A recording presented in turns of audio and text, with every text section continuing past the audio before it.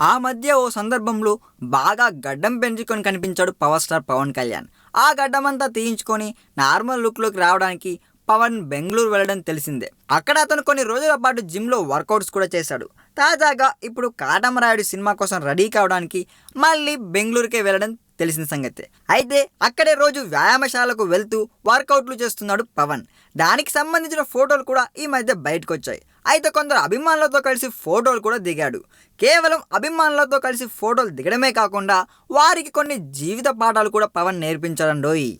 తన ఐడియాలజీని నమ్మే అభిమానుల్లో మానసిక పరివర్తన తేవడానికి పవన్ ప్రయత్నిస్తున్నాడు. కేవలం నోటి మాటలతో సరిపెట్టకుండా నోట్బుక్ తీసుకొని అందులో తాను చెప్పదలుచుకున్న పాయింట్లన్నీ సొంత హ్యాండ్ రైటింగ్తో రాశాడు పవన్.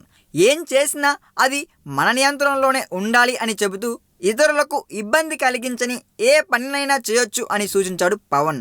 డబ్బు సంపాదించాలని, ఇంట్లో వాళ్ళని పోషించాలని, అది అన్నింటికంటే ముఖ్యమని పవన్ పేర్కొన్నాడు. మోరల్ స్ట్రెంత్ గురించి, గోల్ గురించి కూడా పవన్ సూచనలు చేశాడు. మనలాగే ఆలోచించే వ్యక్తులతో కలిసి పోరాటాలు చేయాలని, వేరే ఊళ్ళలో ఇలాంటి పోరాటాలు చేసిన వాళ్ళ నుంచి సహకారం తీసుకోవాలని, సపోర్టర్లను పెంచుకోవాలని కూడా పవన్ సూచించాడండోయ్.